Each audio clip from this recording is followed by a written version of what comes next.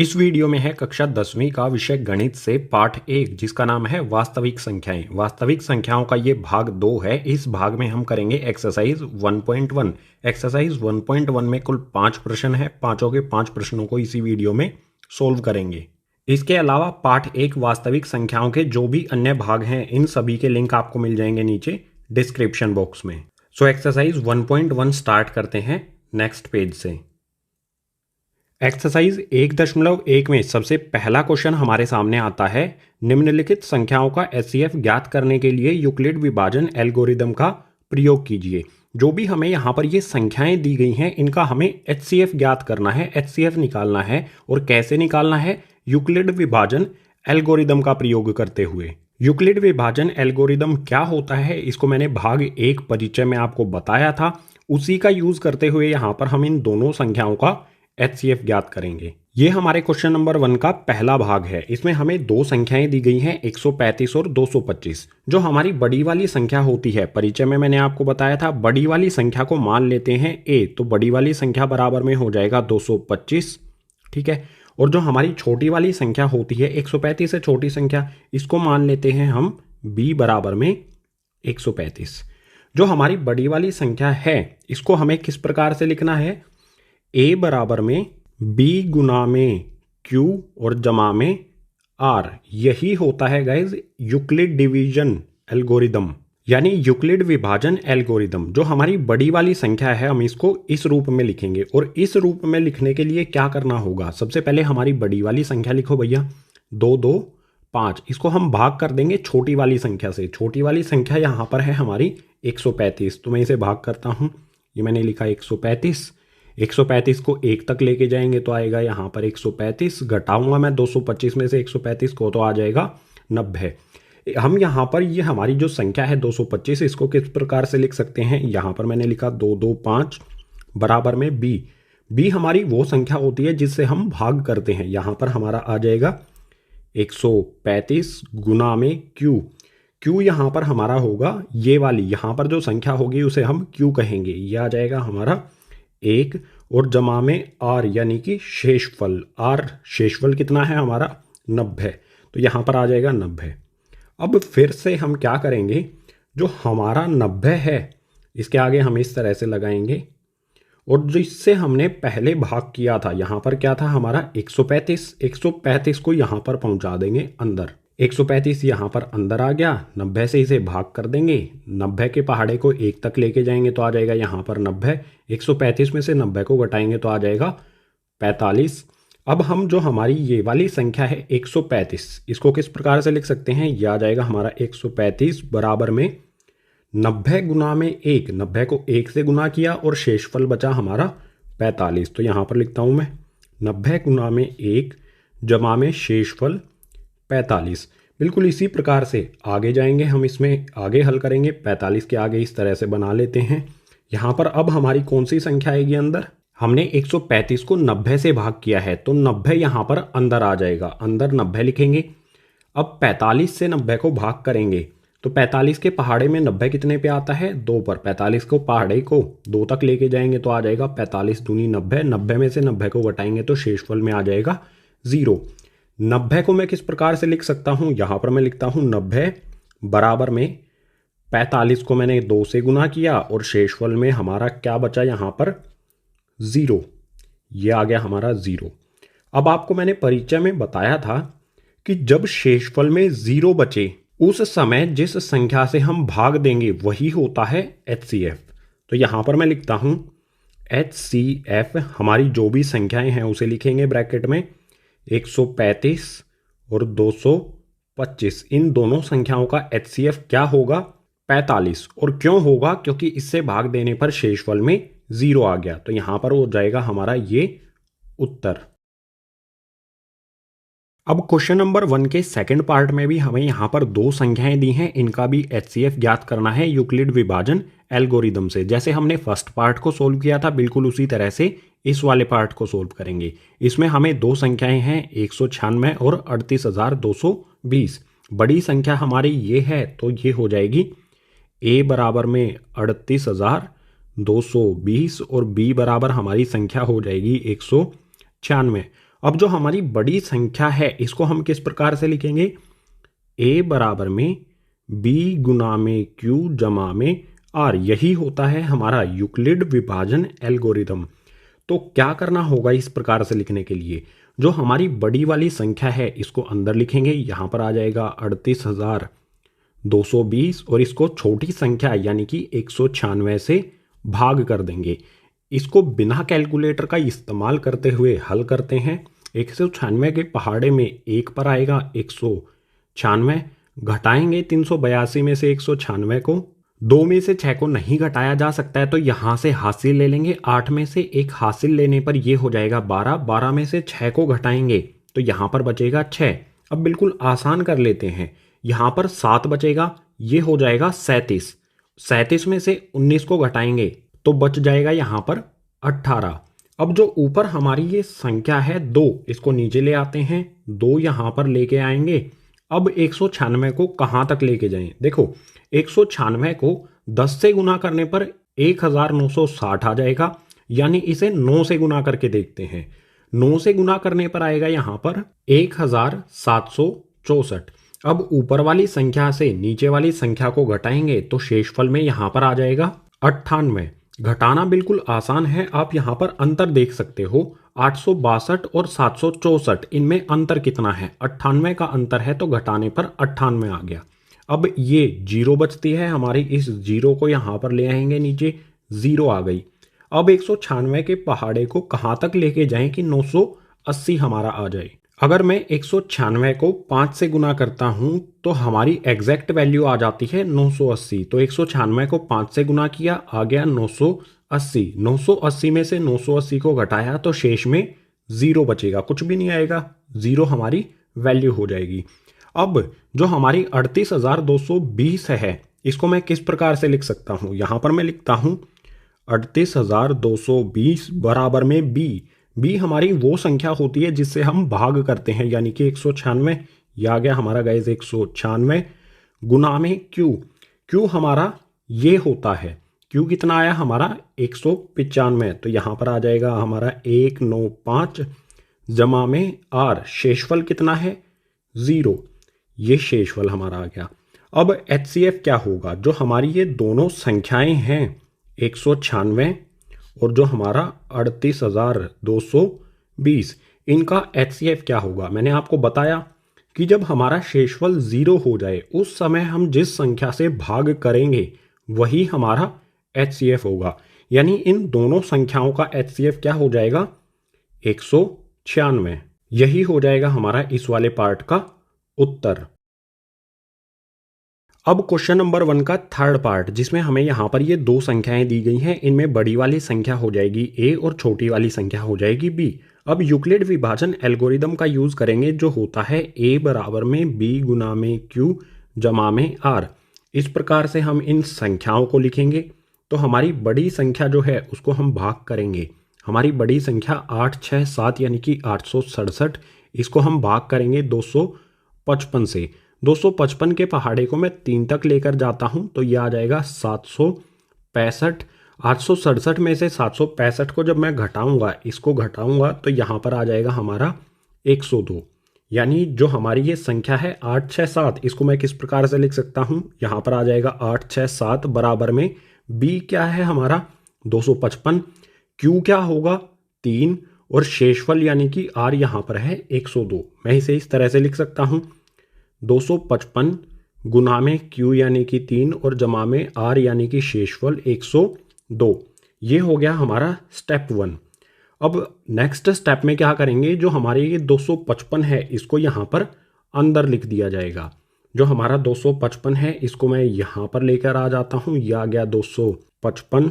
इसे हल करने के लिए 102 के पहाड़े को 2 तक लेकर जाऊंगा, 102 को 2 से गुना करने पर आ जाएगा 204। 255 में से 204 को मैं घटाऊंगा तो हमें मिलेगा 51, यानी हमारी जो ये संख्या है 255, इसे मैं किस प्रकार से लिख सकता हूँ, 255 बराबर में 102 गुना में 2 और जमा में शेषफल कितना बचता है हमारा 51। ठीक है, बिल्कुल इसी प्रकार से यहाँ पर हमने 102 से भाग किया है। अब इस 102 को हम अंदर लिखेंगे, यहाँ पर आ जाएगा हमारा 102 2। 51 के पहाड़े में क्या 102 आता है? 51 को अगर मैं 2 से गुना करूं तो आ जाएगा 102। 102 में से 102 को घटाएंगे तो शेषफल में आ जाएगा 0। जो हमारी ये संख्या है 102, इसको मैं किस प्रकार से लिख सकता हूँ? यहाँ पर आया 102 बराबर में क्या लिखेंगे हम? 51 गुना में 2 बराबर में, सॉरी बराबर नहीं, जमा में 0। जिस स्टेप में हमारा r यानी कि शेषफल 0 हो जाए उस समय हम जिस भी संख्या से भाग करेंगे वही होता है हमारा HCF। यानी यहाँ पर मैं लिख सकता हूँ HCF, जो हमारी दो संख्याएं हैं 8, 6, 7 और 255, इनका HCF क्या हो जाएगा? 51। और यही हो जाएगा हमारा उत्तर। इस तीसरे भाग के साथ क्वेश्चन नंबर 1 हो जाता है कंप्लीट। अब क्वेश्चन नंबर 2 को करते हैं नेक्स्ट पेज पर। क्वेश्चन नंबर 2 इसमें दिया है, दर्शाइए कि कोई भी धनात्मक विषम पूर्णांक 6q जमा 1, 6q जमा 3 या 6q जमा 5 के रूप का होता है जहां q कोई पूर्णांक है। हमें यह दिखाना है कि कोई भी धनात्मक विषम पूर्णांक वो 6q जमा 1, 6q जमा 3 या फिर 6q जमा 5 इन रूप में होता है और q हमारा कोई पूर्णांक है। तो इसका हल शुरू होता है यहाँ से। सबसे पहले मान लेंगे कि a हमारा कोई धनात्मक विषम पूर्णांक है और मान लेंगे b बराबर 6। b बराबर 6 कहाँ से आया? यूक्लिड विभाजन एल्गोरिदम में आपने पढ़ा है कि b और q एक दूसरे के साथ गुणा में होते हैं। यानी q के साथ यहाँ पर आप देखोगे q के साथ यहाँ पर भी 6 है, यहाँ पर भी 6 है और यहाँ पर भी 6 है। तो b बराबर हम 6 इसमें रख सकते हैं। आसान भाषा में कहा जाए तो q के साथ जो भी गुणा में होगा उसे हम b मान लेंगे। ये मानने के बाद अब अप्लाई करेंगे यूक्लिड विभाजन एल्गोरिदम। तो यहां पर लिख दिया। अब यूक्लिड विभाजन एल्गोरिदम के अनुसार यूक्लिड विभाजन एल्गोरिदम होता क्या है? a बराबर में बी क्यू जमा में r। r की संभावित वैल्यूज क्या क्या हो सकती हैं? मैंने आपको बताया था इंट्रोडक्शन पार्ट में r हमारा क्या हो सकता है, या तो 0 के बराबर हो सकता है या 0 से बड़ा हो सकता है। ये होगा हमारा r 0 के बराबर या फिर 0 से बड़ा। और हमारा r हमेशा b से छोटा होता है। ठीक है, यहां पर लिख देता हूं ये छोटा है b से। तो r की संभावित वैल्यू क्या क्या हो सकती है? r बराबर हमारा 0 तो देखो कंफर्म है, होगा ही, 0 के बराबर होगा तो यहां पर आ जाएगा 0। और हमारा b से छोटा होगा, b से छोटा यानी कि 6, b का मान 6 है तो b से छोटा क्या क्या होता है? 1 से लेके 5 तक सभी संख्याएं जो हैं वो 6 से छोटी हो सकती हैं। तो r का मान हमारा 0 हो सकता है, 1 हो सकता है, 2 हो सकता है, 3 हो सकता है, 4 हो सकता है और 5 हो सकता है। अब r बराबर 0, 1, 2, 3, 4, 5 इनको अलग अलग हम यूक्लिड विभाजन एल्गोरिदम इस रूप में लिख देंगे। अगर हमारा r बराबर 0 है तो यूक्लिड विभाजन एल्गोरिदम के अनुसार क्या बनेगा? यहां पर मैं लिख देता हूं a बराबर में b क्यू है, यहां पर b और q है, b का मान हमें 6 रखना है। ठीक है, तो a बराबर में यहां पर आ जाएगा 6q जमा में r का मान हमने कितना रखा है यहाँ पर? 0, तो यहाँ पर आ जाएगा 0। बिल्कुल इसी प्रकार से r बराबर अगर 1 होगा तो यूक्लिड विभाजन एल्गोरिदम के अनुसार क्या होगा? a बराबर में 6q जमा में 1। बिल्कुल इसी तरह से r बराबर 2 होने पर a बराबर में 6q जमा में हो जाएगा 2। बिल्कुल इसी प्रकार से r बराबर 3 अगर होगा तो a बराबर में हो जाएगा 6q जमा में 3। इसी प्रकार से r बराबर अगर 4 होगा तो ये हो जाएगा a बराबर में 6q जमा में 4। और इसी प्रकार से आगे यहाँ पर होगा जब हमारा r बराबर में 5 है तो ये हो जाएगा a बराबर में 6q जमा में 5। r यानी कि शेषफल के अलग अलग मान के लिए हमने यहाँ पर अलग अलग इक्वेशन लिख ली। अब हमें ये देखना है इनमें से कौन सी सम होंगी और कौन सी विषम होंगी। तो यहाँ पर मैं लिखता हूँ सम हमारी कौन कौन सी होंगी? जिनके आखिरी में 0, 2, 4 आता है, क्योंकि हमारे b का मान 6 है। 6q का हमारा कोई भी मान हो, q का मान अगर 1 होगा तो 6 गुना में 1 6 निकल के आएगा। q का मान अगर 2 होगा तो 6 गुना में 2 यानी कि 12 आएगा। 12 भी हमारा क्या होता है? सम संख्या होती है। सम संख्या में अगर हम 0 ऐड करें, 0 जोड़ें तो वो हमारी सम संख्या ही रहेगी। बिल्कुल इसी प्रकार से यहाँ पर भी हमारी ये सम संख्या है, इसमें 2 जोड़ने पर सम संख्या ही रहेगी। मान लो 6 है यहाँ पर, क्यू का कोई भी मान ले लो, 6 को क्यू का मान ले लो 3, 6 को 3 से गुना करेंगे 18, 18 में 2 जोड़ने पर आएगा 20, जो कि हमारी एक सम संख्या होगी। इसी प्रकार से यहाँ पर भी क्यू का कोई भी मान ले लो आप, 6 को हम मान लो क्यू बराबर 5 है, 6 को 5 से गुना करेंगे हो जाएगा 30, 30 में 4 जोड़ेंगे तो हो जाएगा 34, जो कि एक सम संख्या है। तो हमारी कौन कौन सी सम संख्याएं होंगी? ये वाली सम हो जाएगी, ये वाली सम हो जाएगी और ये वाली सम हो जाएगी। इसको यहाँ पर लिख देते हैं, 6q जमा में 0, इसके बाद यहाँ पर 6q जमा में 2 और इसके बाद 6q जमा में 4। ये सभी सम संख्याएं होंगी। और जो हमारी विषम है वो किस प्रकार से होंगी? यहाँ पर मैं लिखता हूँ विषम।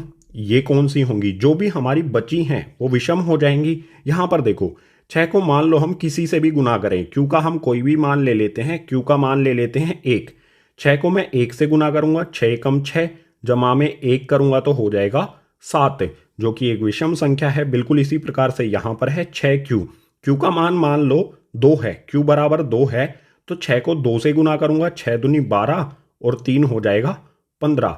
इसी प्रकार से यहाँ पर भी क्यू हमारा कुछ भी मान लो 7 है, क्यू बराबर 7 है तो 6 को 7 से गुना करूंगा, 6 सते 42 जमा में 5 करूंगा तो हो जाएगा 47, जो कि एक विषम संख्या है। तो विषम हमारा जो भी हमारी ये धनात्मक विषम पूर्णांक है a, ये किस किस रूप में हो सकता है? विषम वाला 6q जमा में 1, 6q जमा में 3 और 6q जमा में 5 के रूप का। हमें यही दर्शाना था कि जो विषम है वो किस रूप में होगा? 6q जमा 1, 6q जमा 3 और 6q जमा 5 के रूप का हो सकता है। अगर क्वेश्चन में हमें ये पूछ लिया जाता कि सम किस रूप का होता है तो हमारा उत्तर ये हो जाता। हमसे विषम पूछा गया है तो हमारा उत्तर ये हो जाएगा।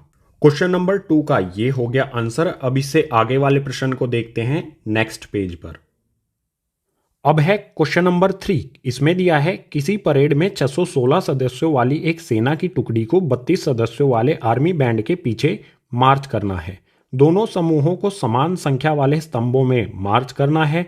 उन स्तंभों की अधिकतम संख्या क्या है जिसमें वे मार्च कर सकते हैं? एक परेड होनी है जिसमें सेना की टुकड़ी के 616 सदस्यों को मार्च करना है एक आर्मी बैंड के 32 सदस्यों के पीछे।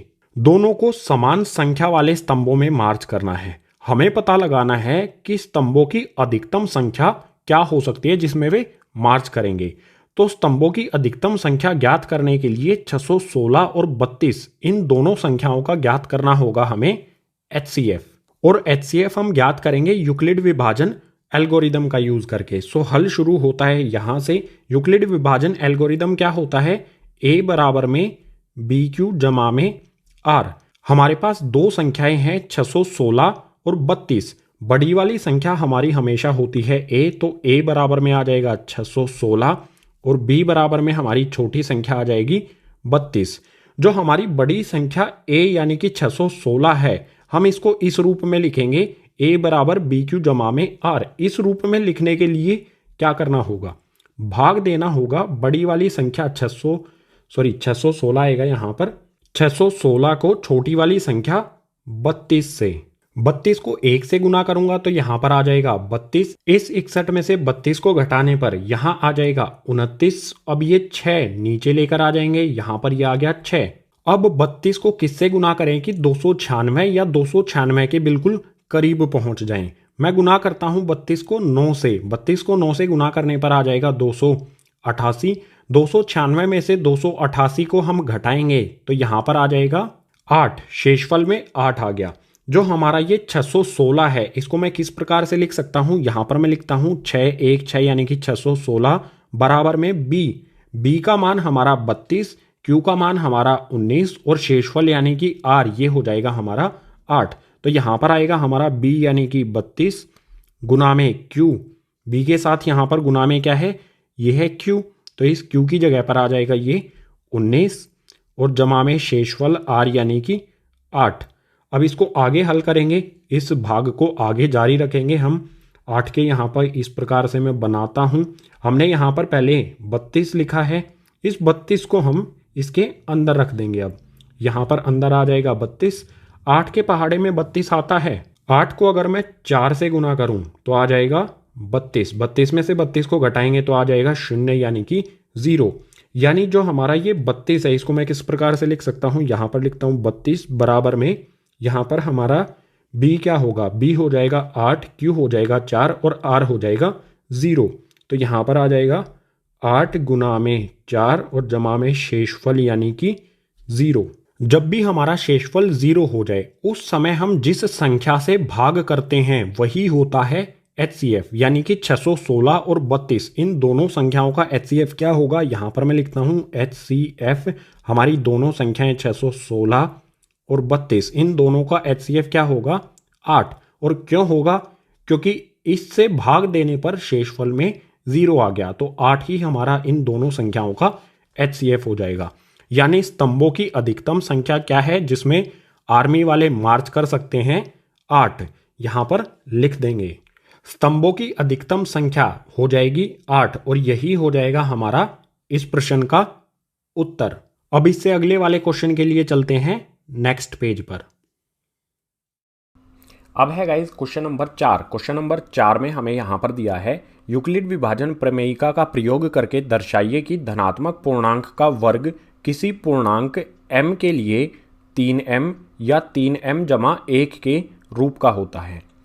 कोई भी हमें एक धनात्मक पूर्णांक दिया गया है, अगर हम उसका वर्ग करें, वर्ग का मतलब होता है घात 2, वर्ग करें तो वो हमें 3m या फिर 3m जमा 1 के रूप में मिलेगा।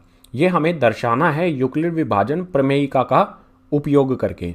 सो बिल्कुल आसान सा है, इसका हल शुरू होता है यहाँ से। सबसे पहले जो भी हमारा धनात्मक पूर्णांक है इसको मान लेंगे।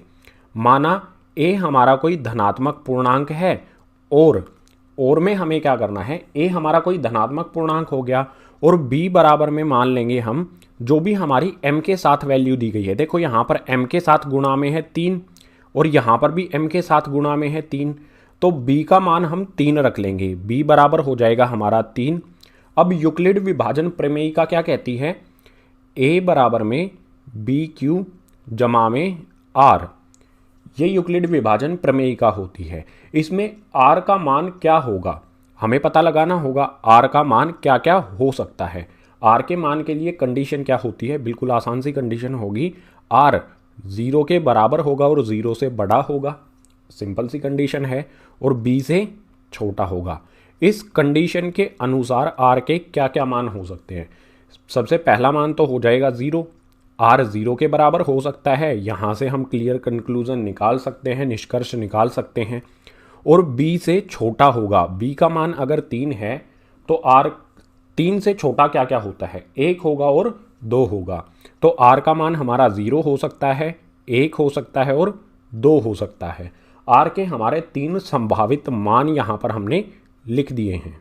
अब R की हर एक वैल्यू के लिए हम अलग अलग इक्वेशन बनाएंगे। सबसे पहली कंडीशन होगी, हमारा सबसे पहला केस होगा जब हमारा R का मान 0 है। R का मान 0 होगा तो हमारी इक्वेशन क्या बनेगी, इक्वेशन बनाने का मतलब है जो यूक्लिड विभाजन प्रमेयिका है इसमें वैल्यू पुट करना। R की वैल्यू पुट करनी है और हमें B की वैल्यू पुट करनी है। B की वैल्यू हर जगह पर 3 करनी है और R की वैल्यू कंडीशन को देखते हुए, हमारे फर्स्ट केस में R की वैल्यू 0 है तो हम 0 पुट करेंगे। तो बिल्कुल आसान है, इक्वेशन क्या बनेगी हमारी, जब R हमारा 0 है, A बराबर में BQ, इस B की जगह पर हम रखेंगे B का मान 3, लिख देता हूँ यहाँ पर B की जगह आ जाएगा 3। Q का मान हमें पता नहीं है तो इस Q की जगह पर Q हमारा एज इट इज़ आ जाएगा, Q की जगह पर Q ही रख देंगे और जमा में R, और इस वाले R की जगह पर R का मान 0 रख देंगे। ठीक है, तो यहाँ पर आ जाएगा 0। बिल्कुल इसी तरह से सेकंड केस बनेगा हमारा, यहाँ पर लिखता हूँ सेकंड केस। सेकंड केस में R का मान रख लेते हैं हम 1, 0 के लिए हमने लिख दिया, यहाँ पर 0 के लिए इक्वेशन बना दी। अब R का मान 1 होगा तो इक्वेशन क्या बनेगी, बिल्कुल आसान है, A बराबर में BQ, या B का मान हमारा 3, Q हमारा ऐसा का ऐसा, जमा का निशान लगाएंगे, जमा के निशान के बाद यहाँ पर है R, इस R का मान अब हम क्या रखेंगे, यहाँ पर है R का मान 1 तो जमा में आ जाएगा 1। ये हमारी सेकंड कंडीशन हो गई। अब थर्ड कंडीशन देखते हैं। थर्ड कंडीशन में हम R का मान रखेंगे 2, यानी कि 2, आर बराबर में 2 है तो हमारी इक्वेशन क्या बनेगी, ए बराबर में 3Q जमा में आर यानी कि 2। आर का मान यहाँ पर 2 है तो हमने यहाँ पर 2 रख दिया। अब इन तीनों कंडीशन का हम वर्ग करेंगे। हमें क्या बोला गया है, धनात्मक पूर्णांक का वर्ग करने पर। वर्ग क्या होता है, स्क्वायर करना। स्क्वायर यानी कि घात 2 लगाना। ठीक है, यहाँ पर मैं a का स्क्वायर करूँगा, a का मैंने घात 2 लगाई, यहाँ पर ये मैंने वर्ग किया, घात 2 लगाई। अगर a पे मैंने वर्ग लगाया तो इसका जो मान है इस पे भी वर्ग लगेगा। बिल्कुल आसान सी बात है। तो यहाँ पर ऐसे ब्रैकेट लगा के इसका वर्ग कर देता हूँ। सबसे पहले हम फर्स्ट केस को ही सोल्व करते हैं, पहले इस वाले पार्ट को सोल्व करते हैं, उसके बाद सेकंड और थर्ड केस को देखेंगे। थोड़ा सा इसे ऊपर करता हूँ। यहाँ पर बिल्कुल आसान हमारे लिए होगा, ए स्क्वायर हमारा ए पे ए की घात 2 या फिर कह सकते हैं ए का वर्ग हमारा ऐसा का ऐसा आ जाएगा, बराबर का निशान लगाएंगे। यहाँ पर है 3Q जमा में 0। 3Q में 0 जोड़ने पर क्या होगा, कोई अंतर नहीं आएगा, उतना ही रहेगा। तो ब्रैकेट के अंदर आ जाएगा यहाँ पर 3Q और इसका वर्ग ऐसा का ऐसा। आगे सोल्व करते हैं, ए स्क्वायर बराबर में 3Q, जो वर्ग है उसे हम कहते हैं स्क्वायर। यहाँ पर मैं 3Q नहीं लिखूंगा, इसे हल करना है। 3 का वर्ग करेंगे, 3 का वर्ग करने का मतलब होगा 3 को 3 से गुना कर देना। 3 को 3 से गुना करेंगे तो आ जाएगा 9। इसके बाद इसका Q का भी यहाँ पर वर्ग हमें करना पड़ेगा। Q का वर्ग कितना होगा, Q के लगा देंगे हम स्क्वायर, यानी कि Q की घात 2 लग जाएगी।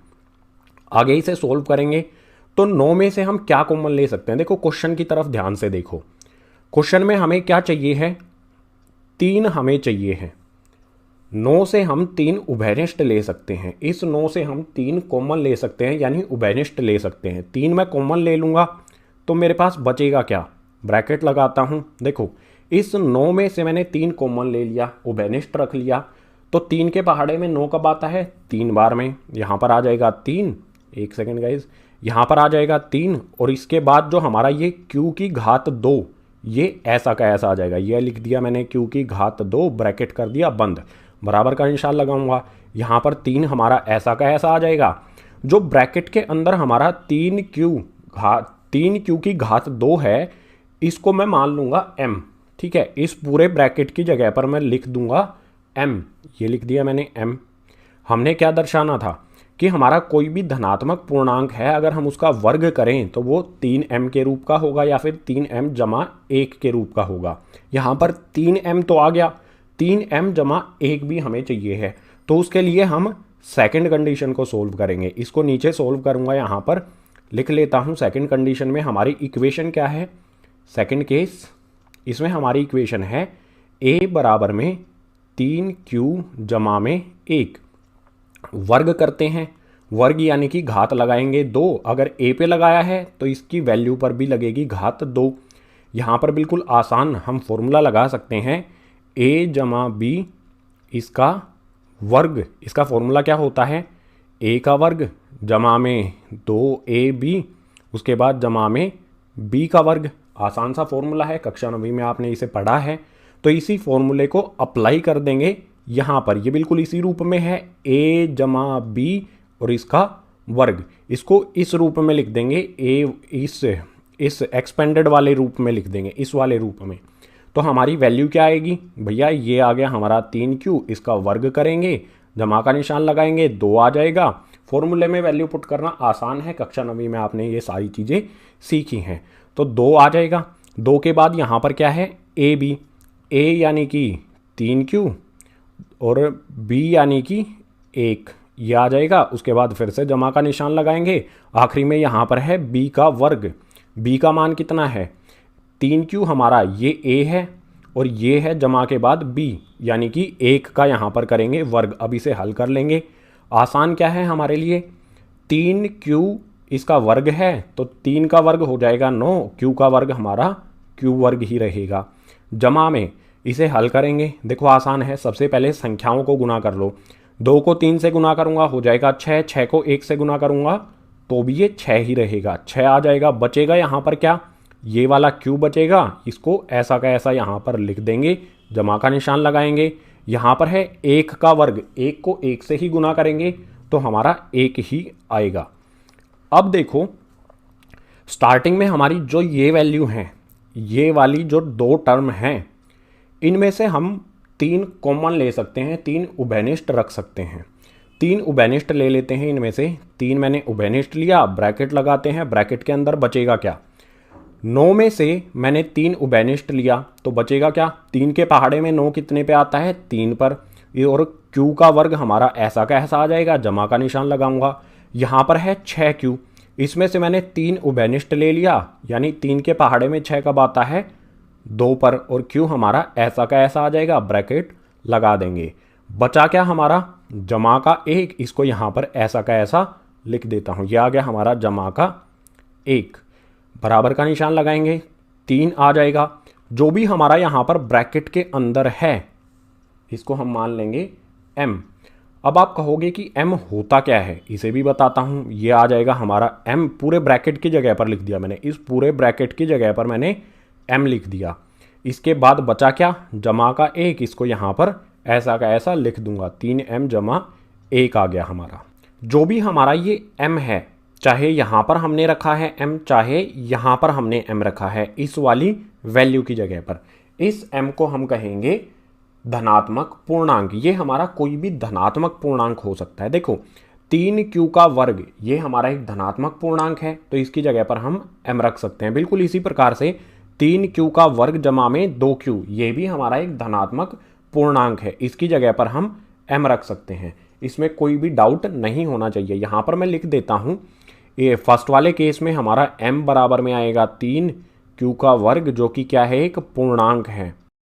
ये हमारा एक धनात्मक पूर्णांक है, जमा वाला पूर्णांक है। बिल्कुल इसी प्रकार से सेकंड वाले केस में यहाँ पर m बराबर में मैं लिख देता हूँ गाइस 3Q का वर्ग जमा में 2Q, ये भी हमारा क्या है, एक पूर्णांक है, ये भी हमारा एक धनात्मक पूर्णांक है।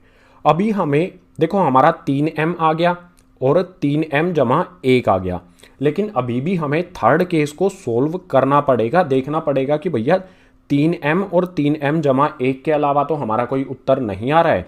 तो तीसरे केस में हमें इक्वेशन दी है a बराबर में 3Q जमा 2, इसको यहाँ पर लिख लेता हूँ और हल करता हूँ। ये लिखता हूँ गाइज मैं थर्ड केस। यहाँ पर हमें इक्वेशन क्या दी थी, a बराबर में 3Q जमा में 2, आई थिंक यही थी ना। हाँ, यहाँ पर देखो 3Q जमा में 2, ये थर्ड केस है हमारा। इसका भी हम क्या करेंगे, वर्ग करता हूँ। यहाँ पर मैं a का वर्ग करूँगा तो इसकी वैल्यू का भी हो जाएगा वर्ग। इस पे भी हम यही फॉर्मूला लगाएंगे, a जमा में b, इसका वर्ग करने पर फॉर्मूला क्या बनता है, a का वर्ग जमा में 2ab और जमा में b का वर्ग।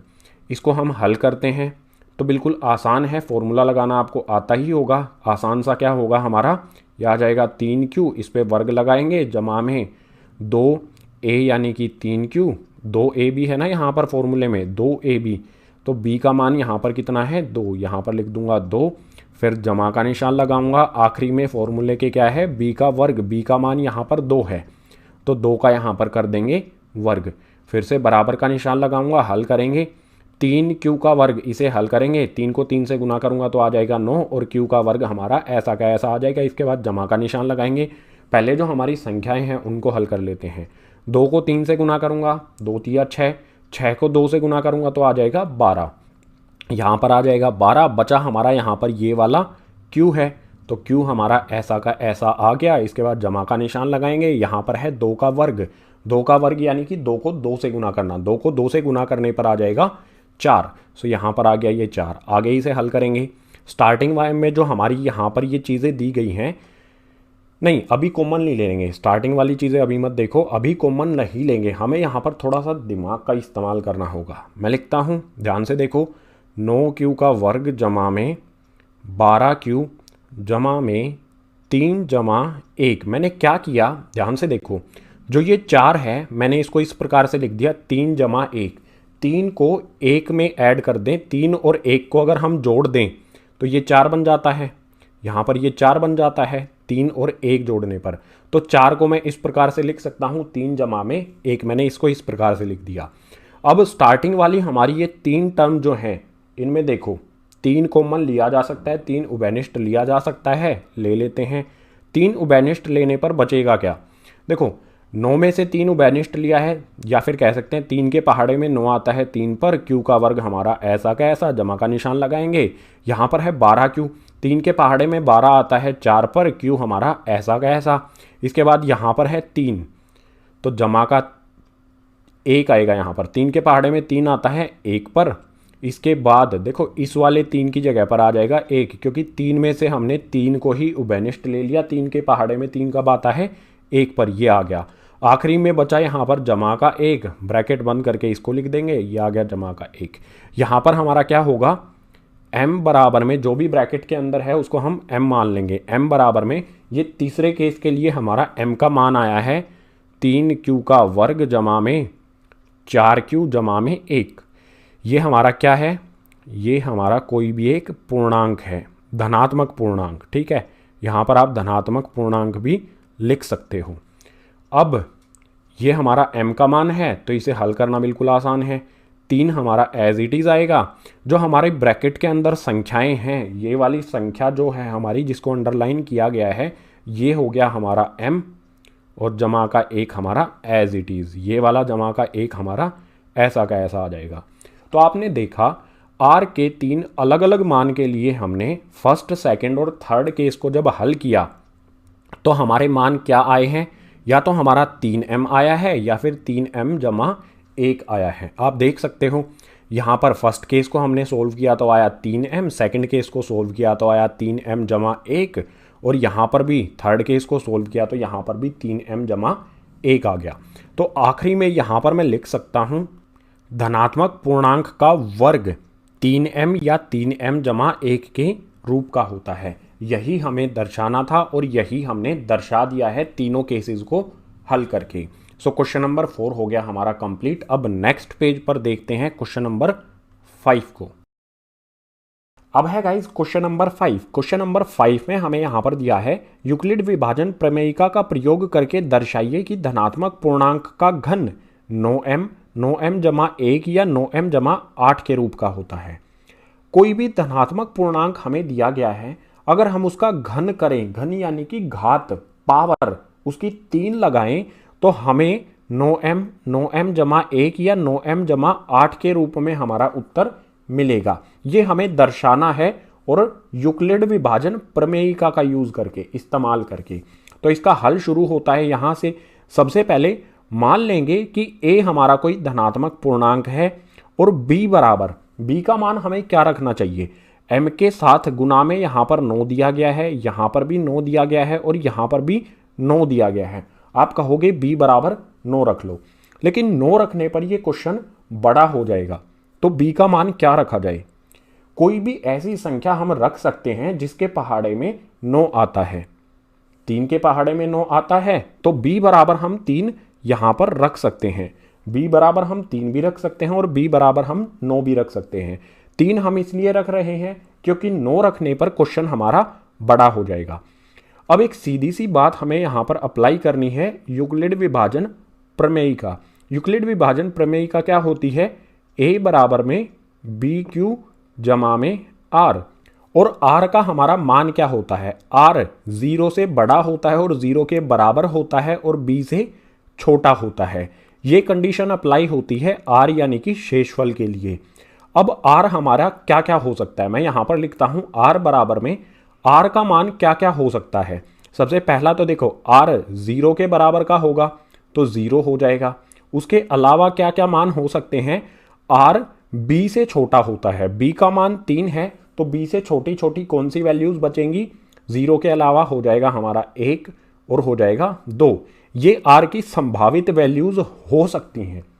अब इन r की संभावित वैल्यूज के लिए हम इस तरह की एक अलग अलग इक्वेशन बना लेंगे। r जब हमारा 0 हो, जब हमारा 1 हो, जब हमारा 2 हो।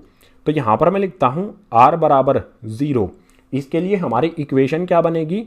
मैं यहाँ पर लिखता हूँ a बराबर में b, यहाँ पर हमारा क्या है? bq जमा में r। तो b का मान हमें हमेशा रखना है 3, ठीक है।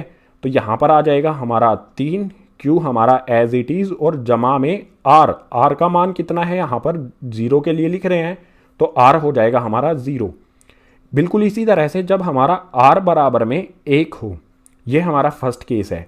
ये वाला हमारा फर्स्ट केस है, यहाँ पर लिखता हूँ फर्स्ट, ठीक है।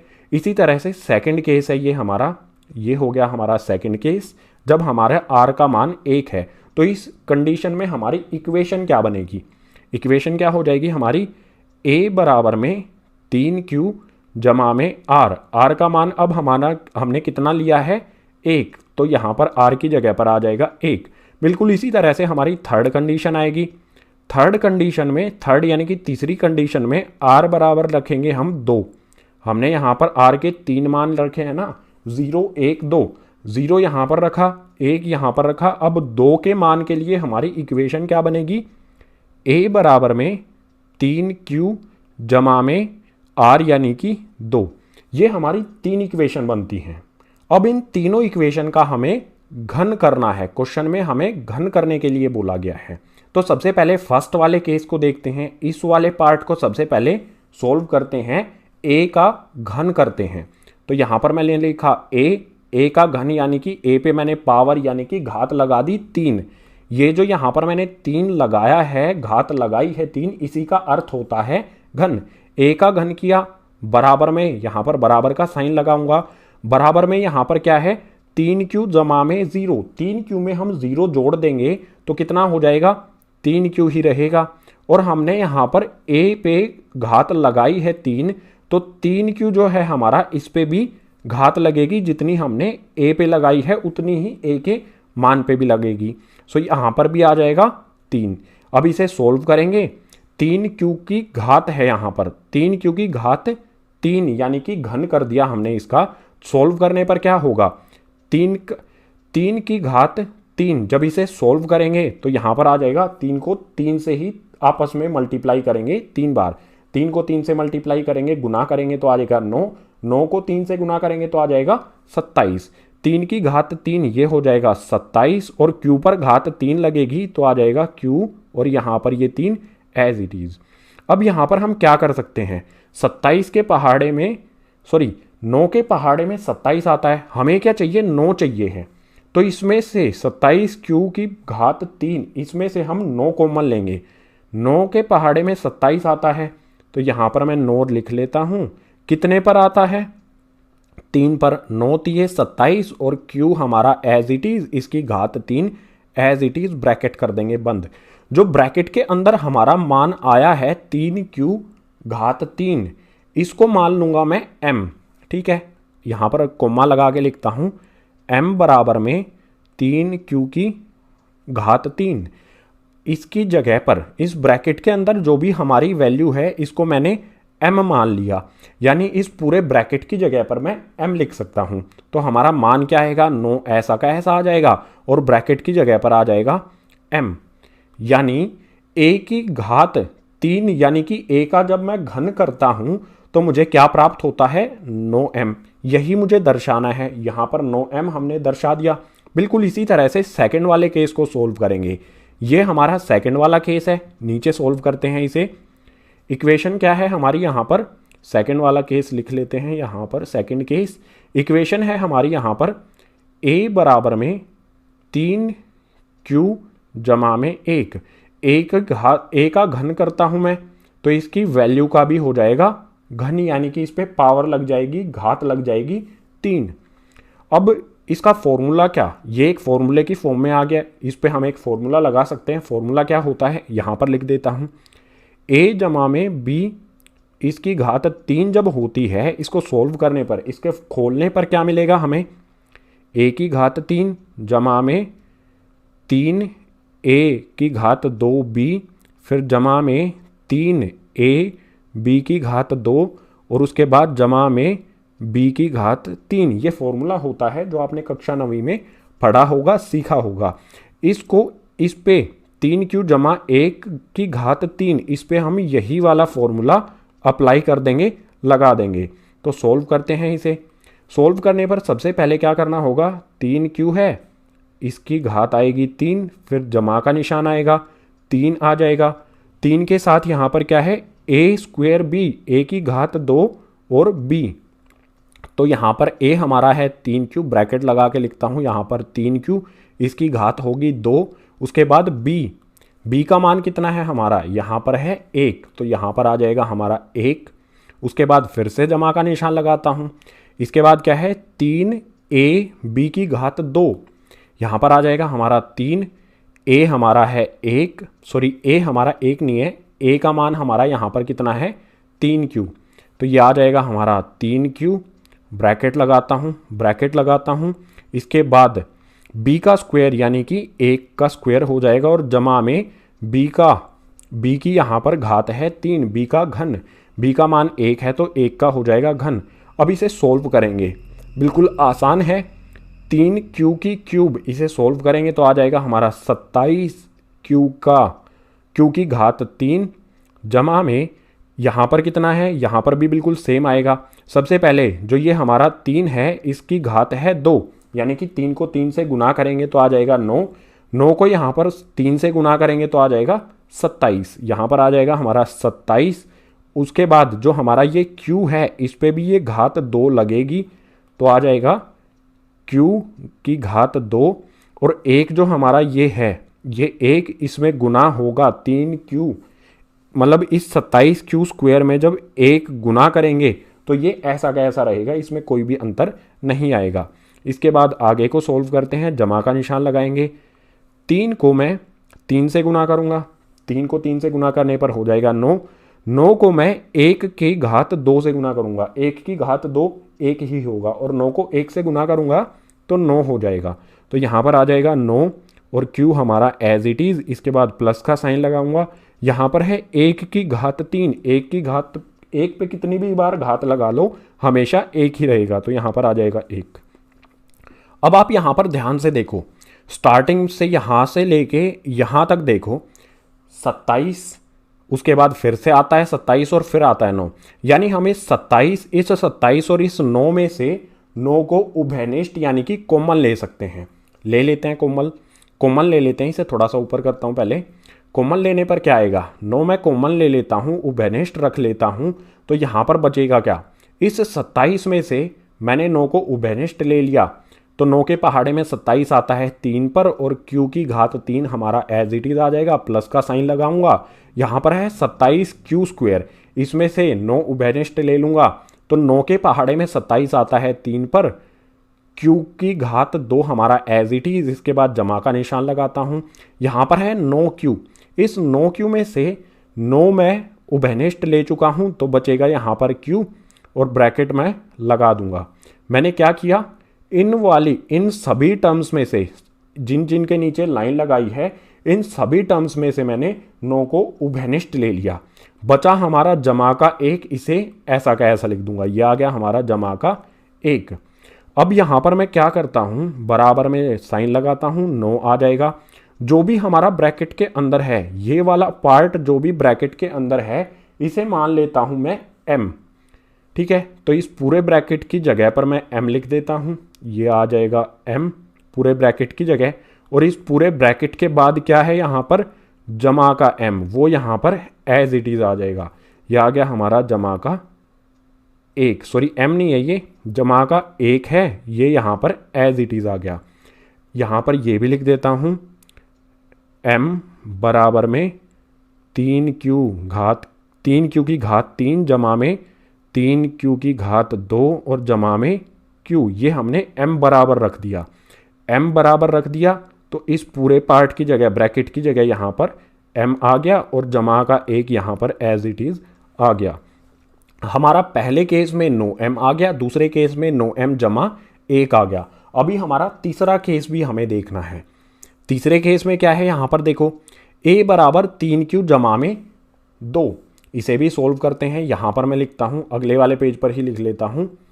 ये क्या था हमारा थर्ड केस। तीसरे केस में हमारा क्या था, a बराबर में 3q जमा में 2, हमें घन करना है।